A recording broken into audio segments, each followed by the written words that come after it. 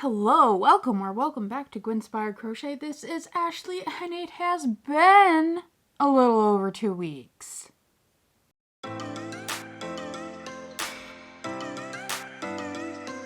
I am very sorry. It has been a couple weeks since I have updated you on what has been going on crochet-wise in my life.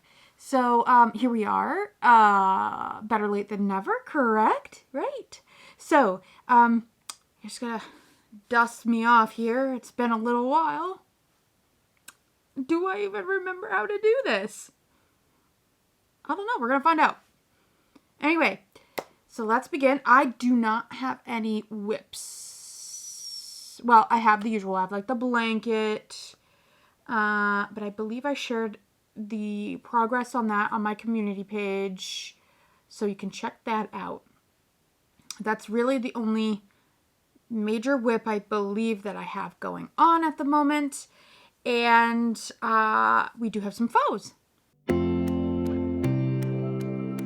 So first, if you remember, yesteryear, 100 years ago, 2 weeks ago, that I was working on this guy. Well, what's this? I finally put a little pink flower on it. Yes, I did get the little flower on it. I was way too lazy and just glued it. I did not feel like sewing this on, but I did use I think this is just like an eco cotton from Michaels. It was the only pink that I have that works. So that is what is on here. And then this right here, as you can see, is just like the Premier acrylic. I don't think it's DK. I think it's the regular. And spruce. I remember that doubled up to make the fancy pen holder or jar holder. So now this is finally done. I can say this is finally done. It only took me way too long to make this one flower. Par for the course. The next thing I made was a little thing that I kind of made myself. Along the same vein of this, I decided to experiment a little bit and make my own kind of thing. It isn't really using any kind of pattern, you could say. And I made this itty bitty little cactus. I love cactuses. I don't know why. I just think they're adorable. As you can see here, I modified the shape a little bit. It is actually a little bit more square. And here you can see that the cactus itself is actually a little bit more square. Worked in the round still, but I tried to get it to do a square shape. And then, as you can see, the same pink flower is right here. So you obviously know that I did these pink flowers together with the other one. And then, of course, my favorite dirt, excuse me, my favorite dirt yarn down here on the base. This is a very low sew. This part here is all one piece. And then I did this and sewed it on, and then this and sewed that on. So it's fairly low sew. So that's nice. I love the way this little guy came out. I'm not sure if I'm going to do a pattern. I could do a pattern, being that this is kind of my little guy. But this leads into my next thing. So, my last finished object to share with you today. I was looking around online for different shaping techniques, and I'll get to the reason for that a little later as well. And I was looking for some different shaping techniques, and I really wanted to find a square, like a rounded square, because I just kind of like that aesthetic. But for some reason on YouTube, almost every video I found, or that the algorithm would show me, was in Spanish. Not helpful to me. I don't know Spanish. But I did cross a video by Bianca Santos from Crocheniacs. I will put a little thing here. She had a video in English about how to, tips and tricks to get this shape. So I used her video to try and create this shape, and this is what happened. This is what I got from it. Now, I really liked her video, and I really wanted to learn more about the shapes and making them bigger, so I went on Etsy, and I was like, I want to find her, you know, her patterns, and she is a very talented pattern designer. So I went in and I found this pattern. This is Hedwig. It is adorable. As you can see, it has that squarish head, cute little body. This is Hedwig. Now, if you don't know, Hedwig is from the Harry Potter universe. When I was growing up, Harry Potter universe was a big part of my teenager adolescent years. I like to say that I grew up alongside Harry Potter because when he was 11, I was 11, and, you know, so on and so forth. We were all, you know, as the books came out, I was roughly the same age as him. So that it was just perfect. And I loved that for me at the time. So, and still do. I picked up this pattern. It's an owl. Now, part of the reason, there are a few reasons why I picked this one in particular. One of them was because, remember, I drew out of the whip jar an owl. And I'm like, well, I don't really want to make that owl right now, but I do want to make this owl. So I was like, I will just trade out that owl for this owl, and it still works, right? Still works. Still works. So I did that, and he came out really cute. Now, he was supposed to be my whip for this video because I didn't realize that I was just going to, like, you know, finish him up so quickly. But here he is. Let me get his little... This is him, Hedwig. You can see that his eyes, he does have some outlining with the yellow.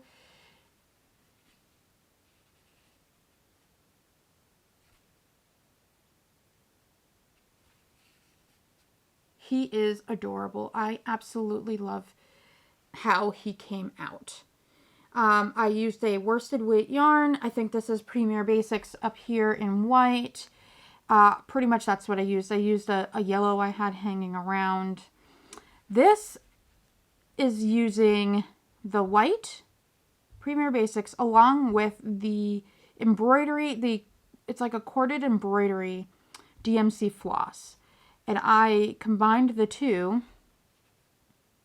to create that mottled effect.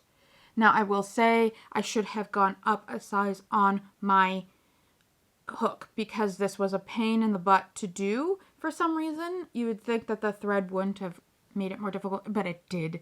I should have gone up a size on the hook. Also, I struggled a bit with the wings, so I kind of had to work around that in the way I knew how, and I still think it came out okay. Now, the construction of this is really cool. I did learn some really cool things. This comes with a really neat feature. One that I didn't really realize until I was further through the pattern, and that is this. You can see it? Yes. The owl has a fully articulated head. Isn't it awesome? So she teaches you how to do this. It is so cool. I did goof on this part too. That's why his head's a little too far up, but that's okay. He is cute. He is lovely. Here you are supposed to embroider. I needle felted the nose as well as his little claws down here. I am a terrible embroiderer.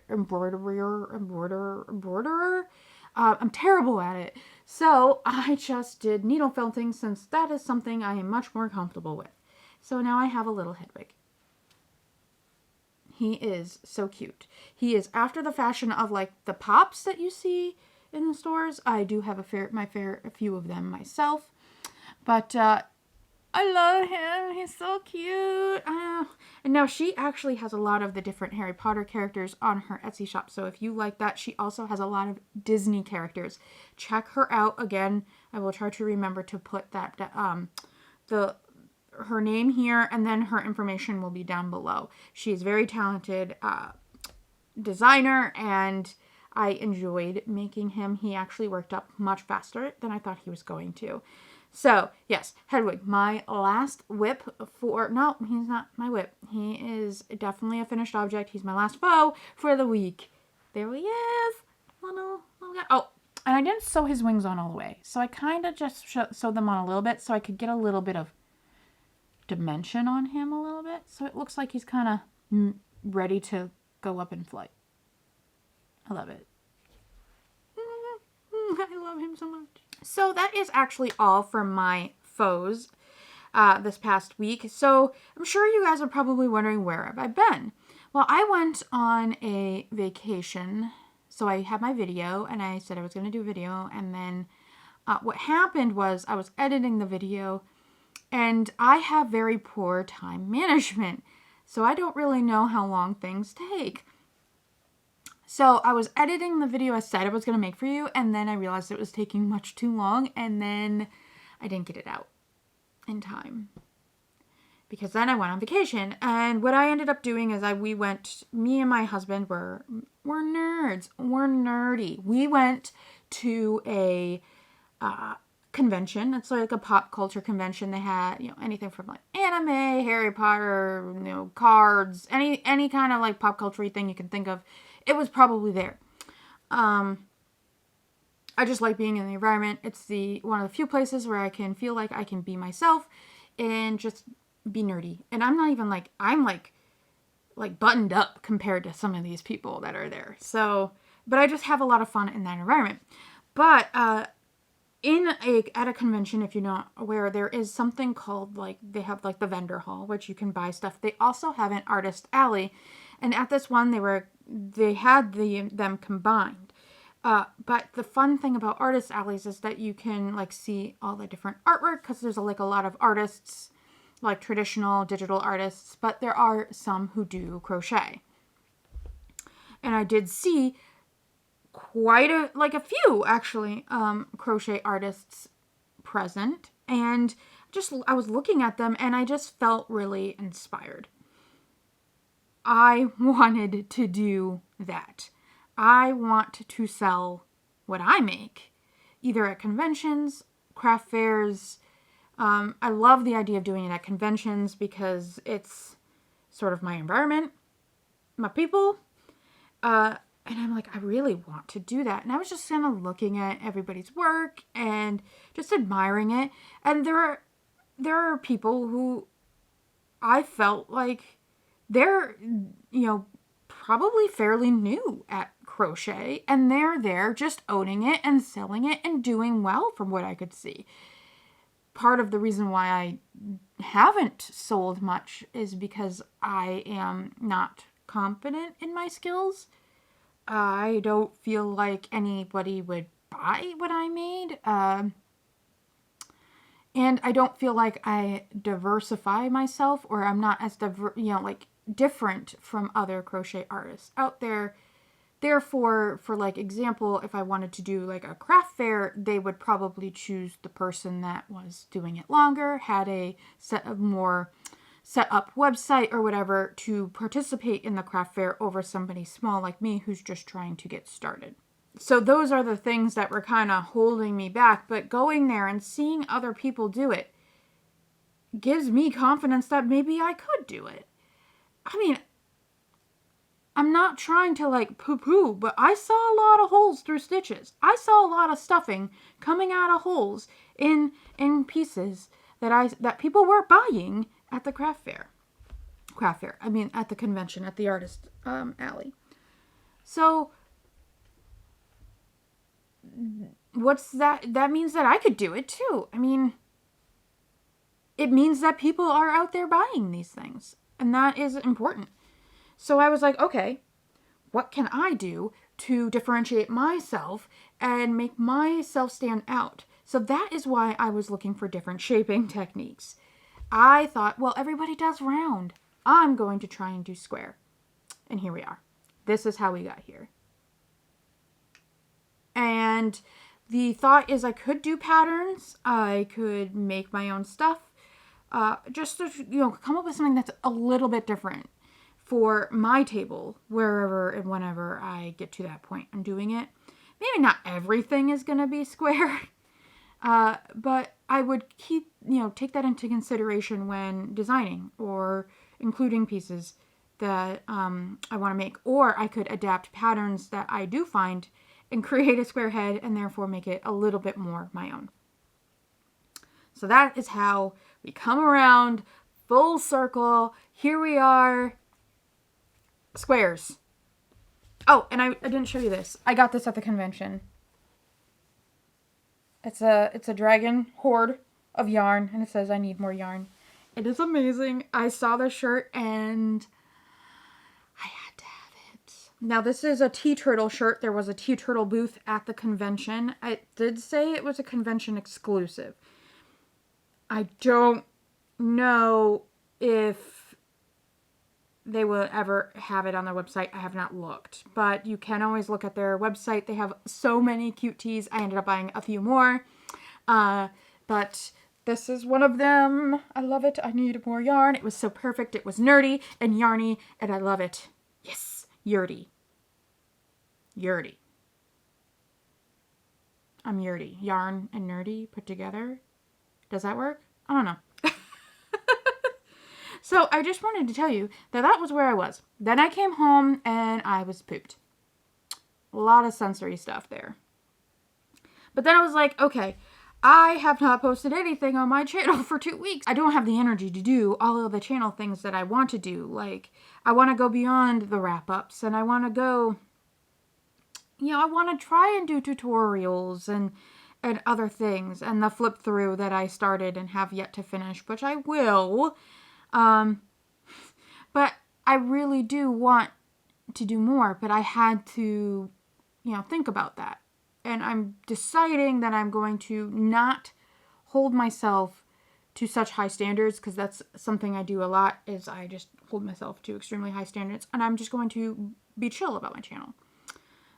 If you guys like the channel, you guys will stick around no matter what. So I shouldn't be worried that I'm going to hemorrhage subscribers or whatever, because I'm not putting up, 2 videos a week. I never did before, but I want to be able to provide for you content more than just this, and I'm just not able to. And especially if I want to sell my stuff, I have to focus that energy over here, to doing my own stuff so that I could potentially sell. That is what I'm thinking about doing. So what you see here won't change. I will still do my weekly wrap-ups as per usual. It's just that what I'm planning on doing is, if I have another video idea planned, I will not actually tell you. It will be a surprise for all.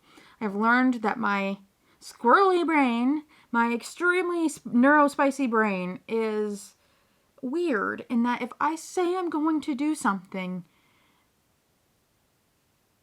I'm not going to do it all of a sudden. It is the strangest thing. So as long as I keep it to myself, a super spicy secret, I will more likely do it and provide for you more interesting content. So I hope that you guys are okay with that, and you don't mind that I will be just doing what we've been doing here. And I hope you guys are okay with that. I hope you guys like that. I hope you guys like me, and that you're okay with me just sort of doing the wrap-ups, showing you what I'm doing crochet, crochet-wise, maybe a haul here and there, because who doesn't love a yarn haul? Which I want to do another one, but I can't. I am broke as a joke right now because of the convention. So we have to make money first by selling little cute things like this. Hopefully, somewhere down the line, it will be fun. I have sold things to people at work, but I want to get my Etsy shop started. I had some random thing on there from before, but I want to sell crochet, but that's the problem. Etsy is so saturated with crochet that I don't even think I could get myself seen. That's another concern I have. Will anybody even see what I do and buy it? I don't know. I won't know until I try. I'm nervous. If you guys have any advice, if you guys have sold anything on Etsy, crochet pieces on Etsy, let me know down below. I really would like that. I'd like to see what direction you guys have taken in the past. If you guys have a crochet business and sort of how you took off with that. Because that's something that I really want to do. I've found that crochet is sort of my passion for the past, I don't know, almost a year now. I started in September. I have literally made crochet my entire personality. And I want to say that this is the only hobby that my neurospicy brain has let me keep for the year. And that is huge because my brain is not kind when it comes to my hobbies. It's like, ooh, do hobby. Ooh, it's fun. Ooh, spend all your money. And then, oh, you don't like this anymore. Let's do something else. It hasn't happened yet with this, and that's amazing. Does anybody else have that problem? Because boy, do I usually. So, anyway, thank you for watching this ramble. I appreciate you taking the time out of your day to do so. If you liked the video, drop a like down below. If you like me, subscribe. Comment down below. Tell me about your stores, your shops, your experiences with selling items. Hit the bell because I plan on just doing like a video once a week, but there may be a unknown, unspecified surprise video that pops up, and you want to know when I drop that. And I hope you have a good rest of your week. I know this video is late. Usually I do these on Saturdays. But I hope you have a great rest of your week. I hope you have a great rest of your week. And I will see you guys in the next video very soon. Bye.